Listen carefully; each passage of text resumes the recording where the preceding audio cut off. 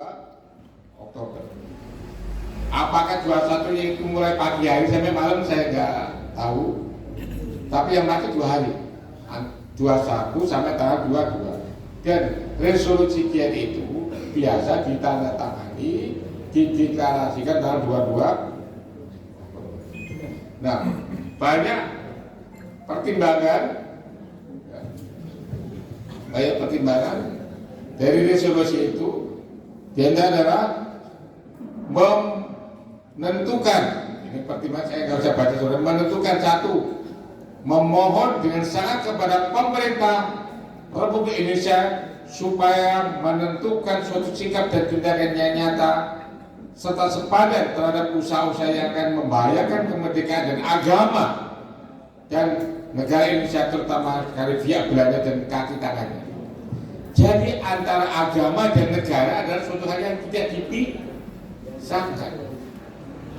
2, supaya memerintahkan melanjutkan perjuangan bersifat sabilillah bagi tegaknya negara Republik Indonesia dan agama Islam.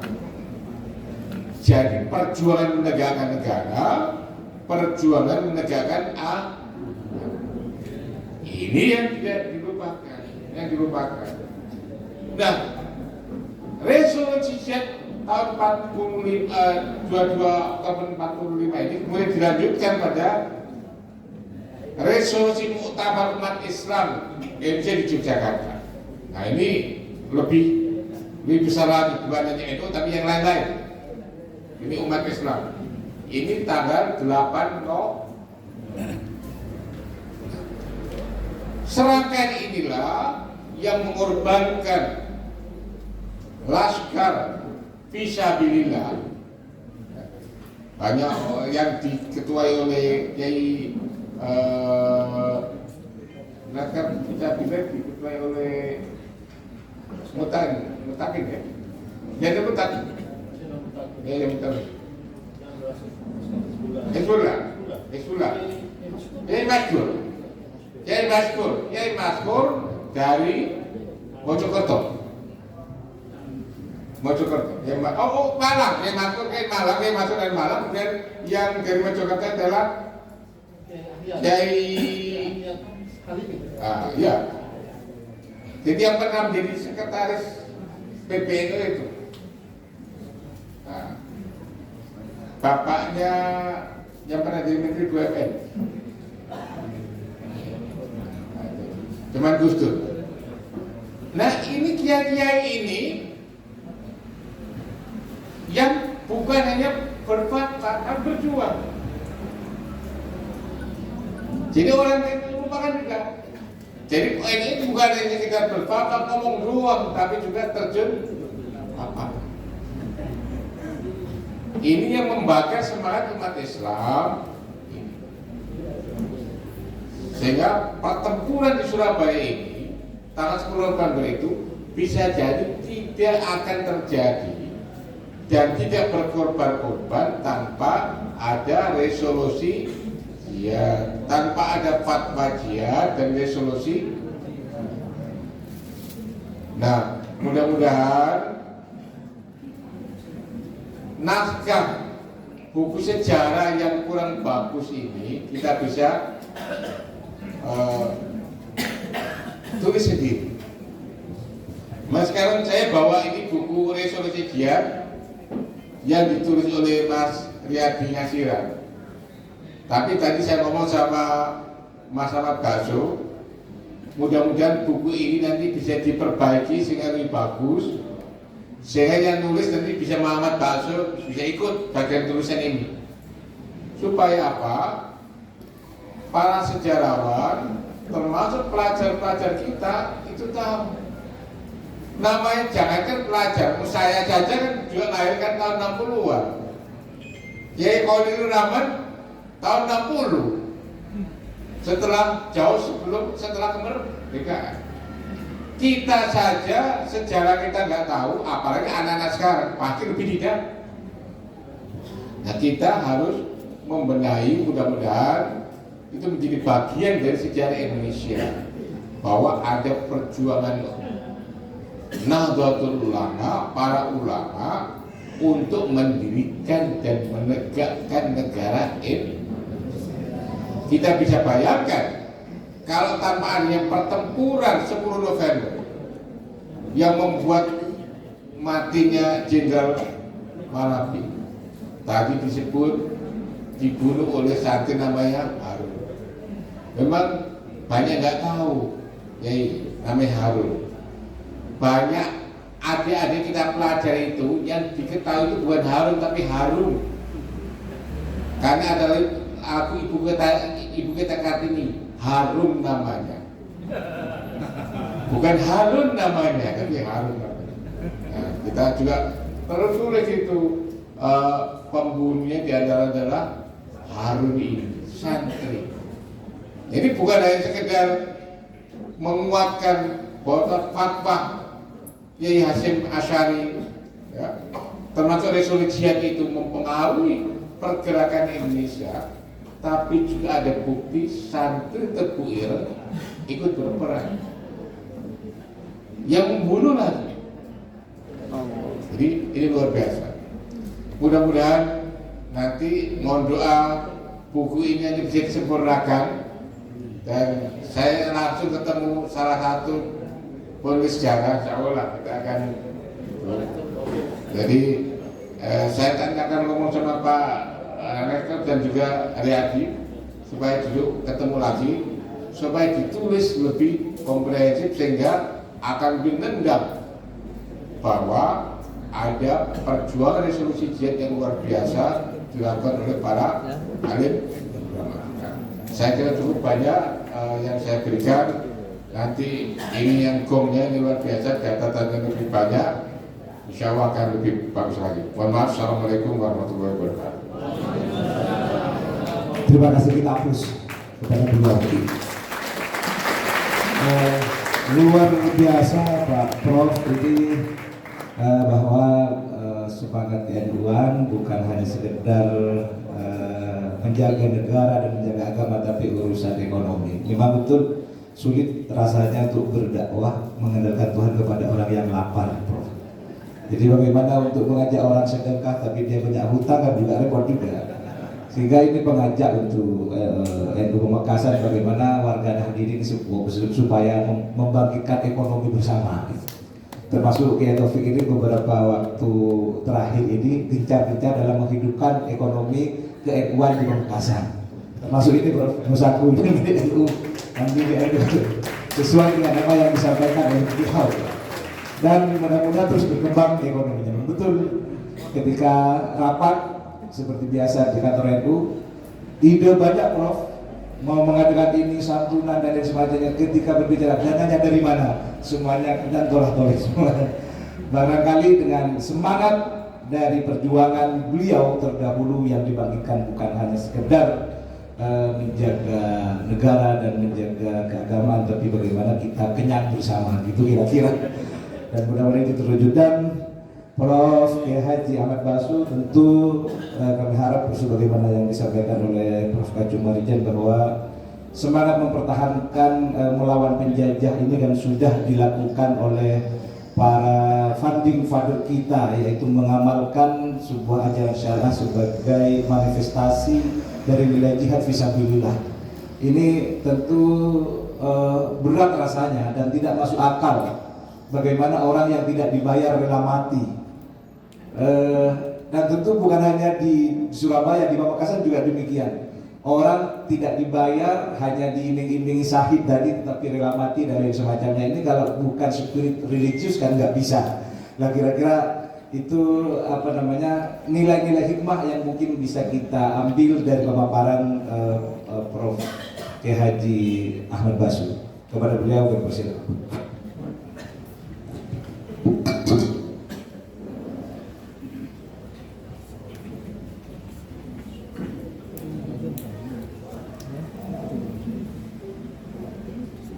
Terima kasih saudara moderator.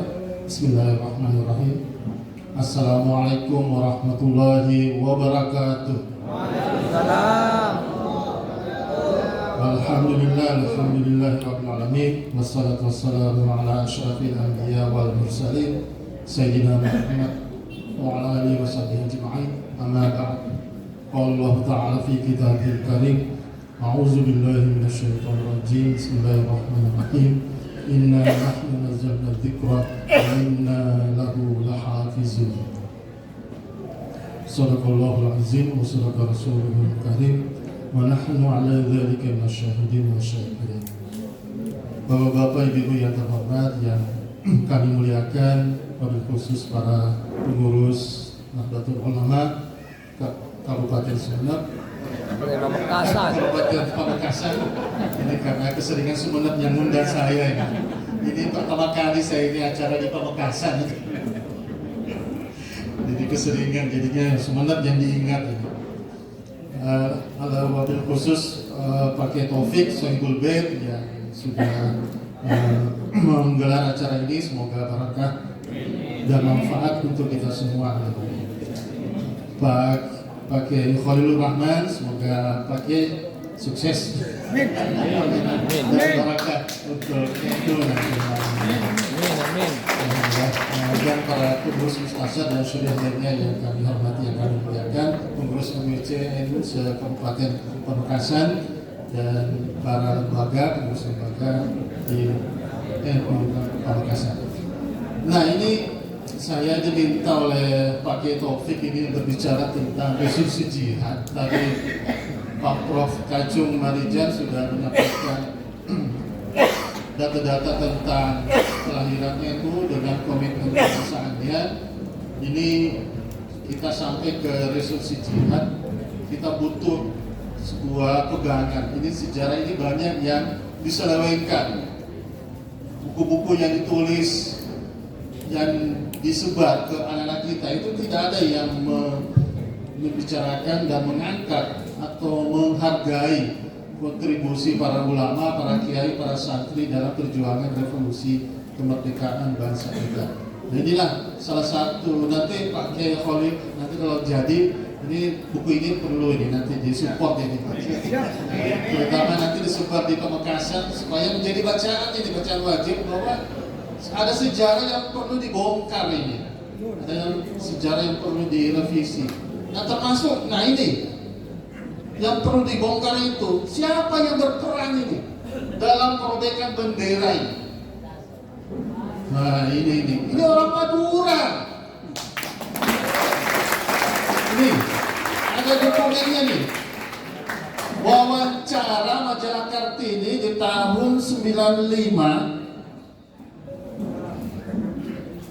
Cak Asari tentang peristiwa sobekan bendera itu di Hotel Oranye atau Hotel Yamato tanggal 19 September. Nah ini lokasinya di sini. Nah kita lihat posisinya di Surabaya dulu. Nah, ini yang penting ini.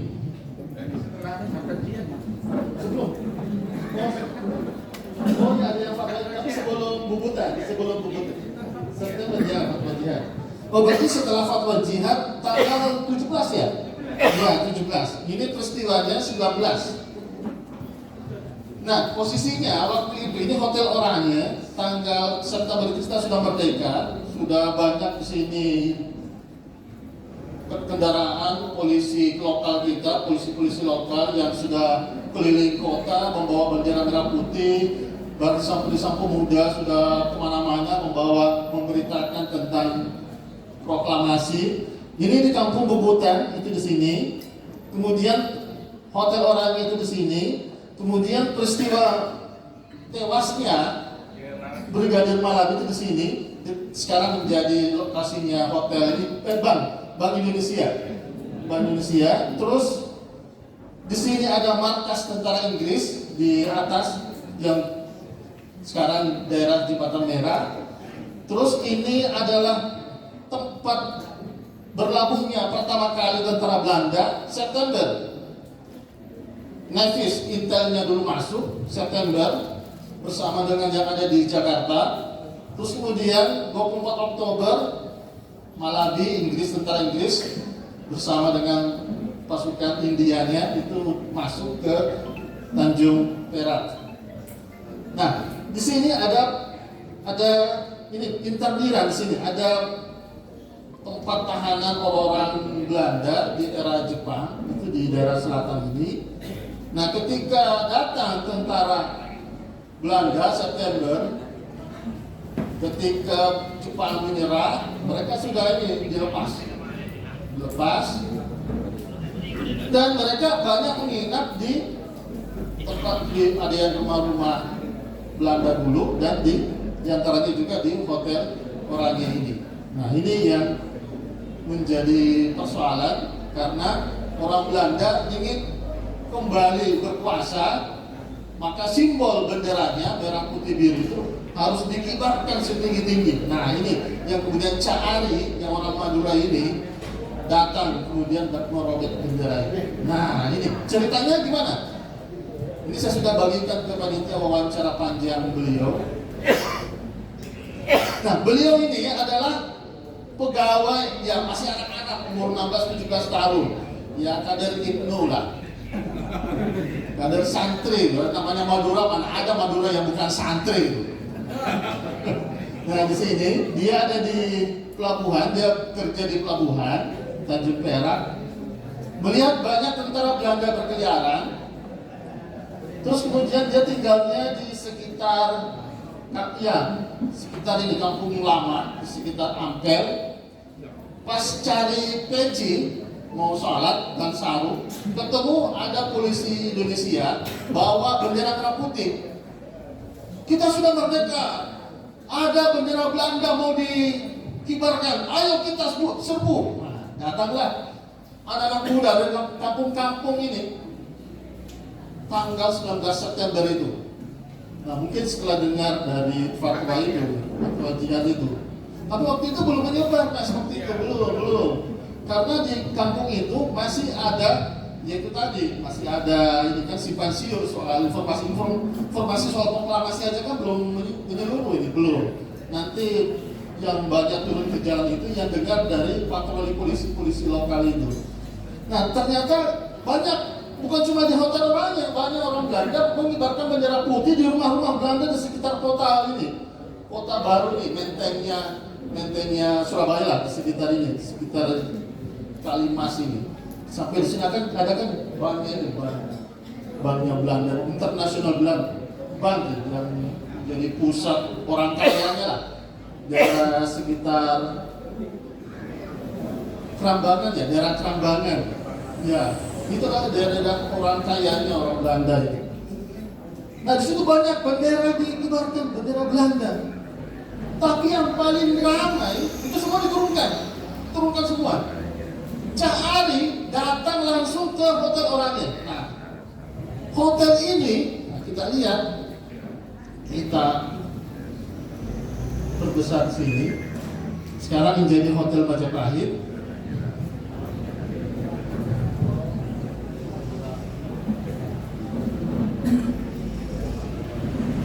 Di hotel ini sudah berdiri bendera di menaranya itu tinggi sekali. Wah, ini nggak bisa dinaikin ini. Dari dalam hotel sudah banyak batu berterbangan ke arah pemuda-pemuda, orang-orang dari kampung pada datang semua sini ke jalanan. Ada yang kena batu sebesar begini batunya, ada yang berdarah mulutnya. Kesaksiannya Cari banyak yang berdarah, kena kepala, kena mulut, badan. Dia melihat juga ada yang meninggal karena darah berceceran di sekitar jalan ini. Nah, Cari, nah ini yang tidak dicatat dalam sejarah. Siapa yang pertama kali bawa tangga? Yang ada dalam foto-foto itu kan ada tangga kan? Itu sebelumnya nggak ada. Itu tangganya Madura itu. Dari mana ceritanya? Cari lihat, orang-orang kan bingung gimana ceritanya. Cari ini yang langsung punya ide. Cari tangga di sekitar depan gedung ini. Nah, di sekitar gedung ini dulu itu ada namanya sekolah dagang. Di sini sekarang menjadi pasar Tunjungan nih. Sekitar ini ada sekolah dagang, sekolah Belanda. Lagi renovasi.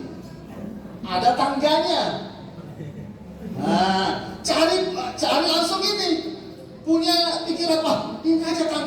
dipakai. Diambillah tangga itu, dibawa ke hotel seberang untuk kemudian dinaikin. Naik aja bersama teman-temannya, naik.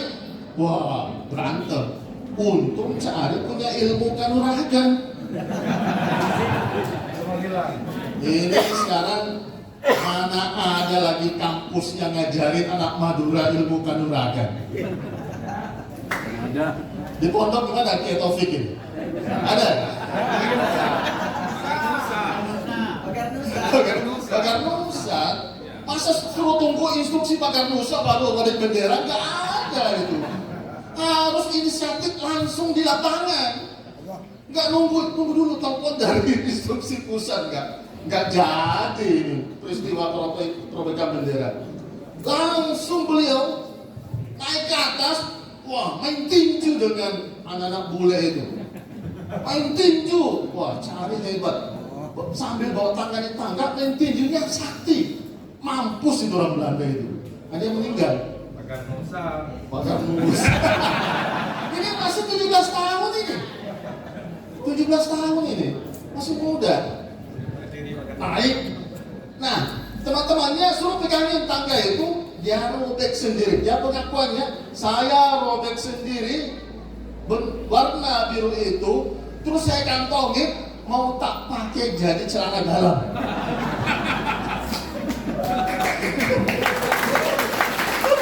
Hebatnya. Bendera Belanda yang merah putih biru itu dianggap keramat, sakral, simbol kerajaan di sana. Oleh orang Madura itu jadi celana dalam. Hebatnya orang Madura. Akhirnya selamat turun dan jadilah foto ini yang terkenal. Nah ini siapa yang mengingat ini? Tangga ini tidak ada yang bisa menjelaskan dari mana tangga ini. Karena di sekitar kampung ini kampung elit. Bagaimana bawa tangga dari kampung Bubutan? Gak bisa, jauh. Akhirnya itu inisiatifnya kader santri Madura.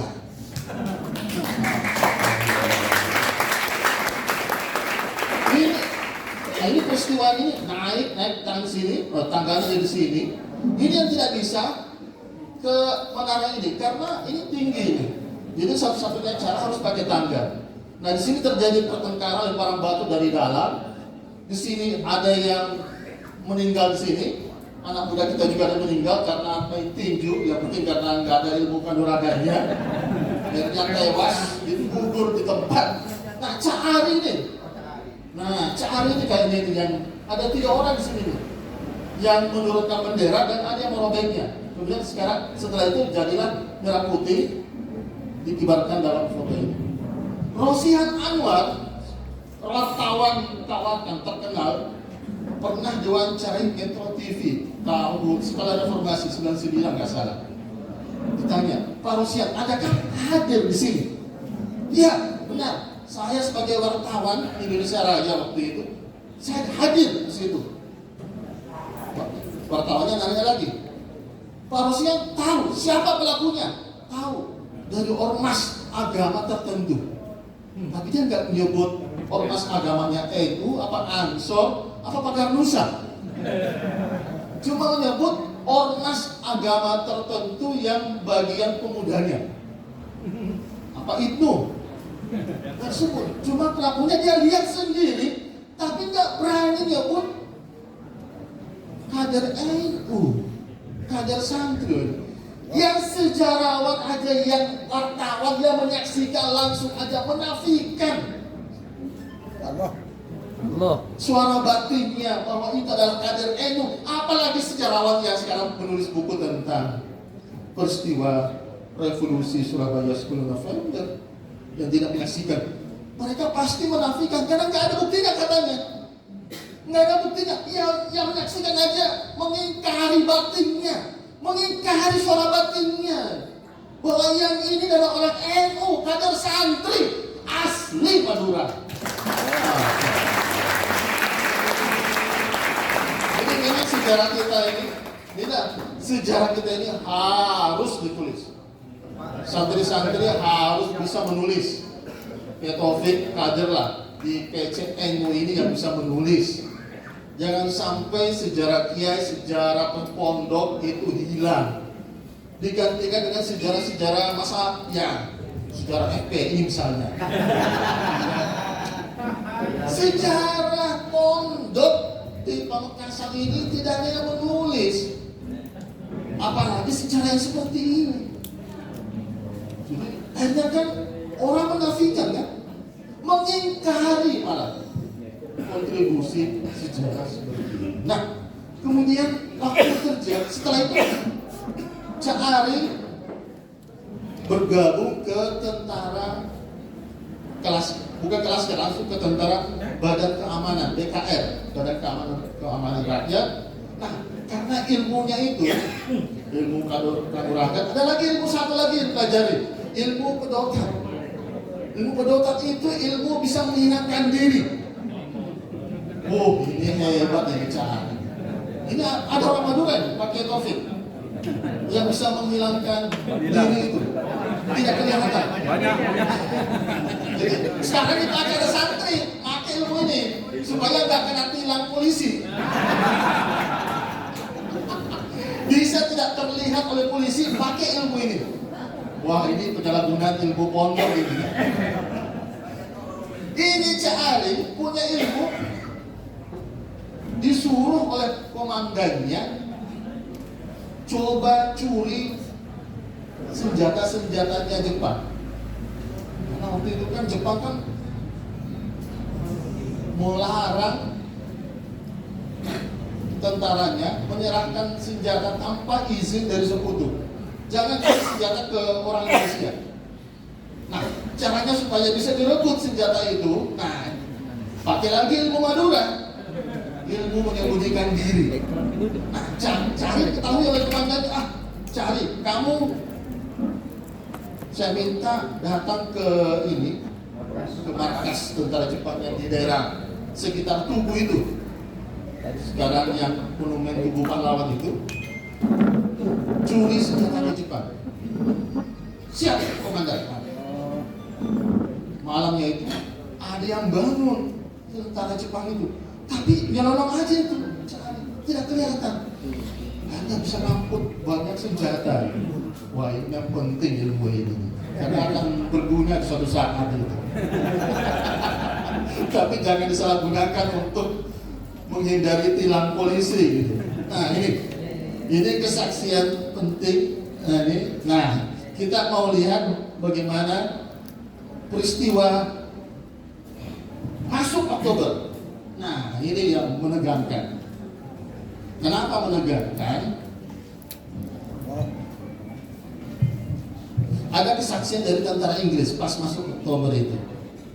Ini yang juga penting karena ini adalah momennya resolusi jihad mau dimasifkan. Nah, itu fatwanya Hadratus Syekh mau dimasifkan karena waktu itu tentara Belanda sudah mendarat, tentara Inggris rencana mendarat, formalnya itu 24 Oktober sebelum resolusi jihad, tapi tentara Belanda sudah berkeliaran, sudah berkumpul di sini. Intel Belanda, utusan-utusan tentara Inggris sudah masuk sebelum pasukannya datang.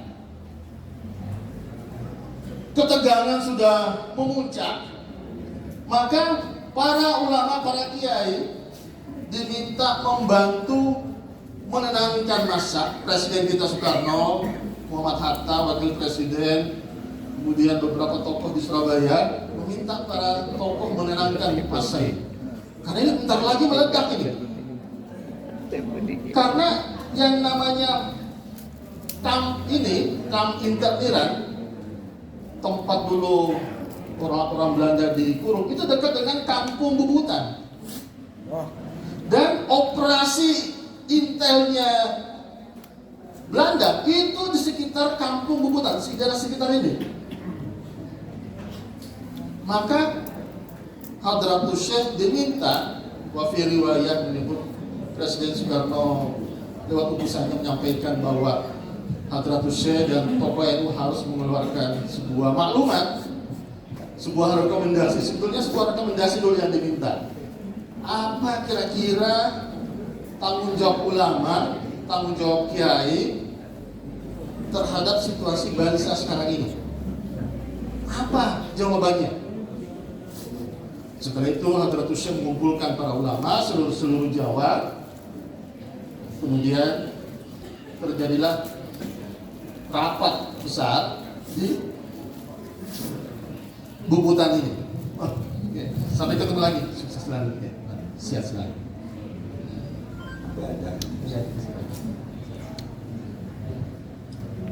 Nah, ini kronologi ini yang diceritakan oleh salah seorang penulis dari Inggris. Nah, ini kronologinya.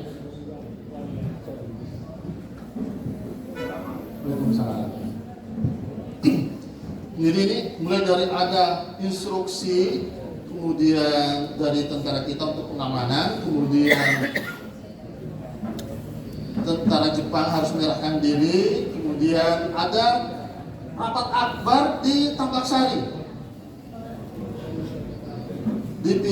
dipimpin oleh Sumarsono, terus ada Presiden Sudirman dan dulu Arnowo. Jadi waktu itu, jadi 11 September. Nah setelah itu mungkin keluarlah permintaan fatwa itu. Nah itu, karena ingat sebelumnya ada rapat akbar di Tambak Sari 11 September sampai 19 September. Nah ini, jadi setelah rapat akbar 11 September itu, baru kemudian memanas, terjadilah peristiwa perobekan bendera di Hotel Oranye itu. Nah, bersama dengan keluarnya fatwa jihad itu. Nah, kemudian pelembagaannya nanti pas pertemuan ulama itu, nah ada penyerangan terhadap markas Tongpetai di sekitar Tugu Pahlawan. Itu nanti daerah tempat tewasnya Brigadir Malabi, dekat kemudian juga tentara Jepang di sekitar dekat stasiun Gubeng seberangnya Kalimas juga terjadi ini penyerangan terhadap tentara Jepang. Nah, masuk ke Oktober, September 28 datang Kapten Huyer dari Angkatan Laut Belanda ke Surabaya. Wah, berarti sudah mulai panas ini. 28 September.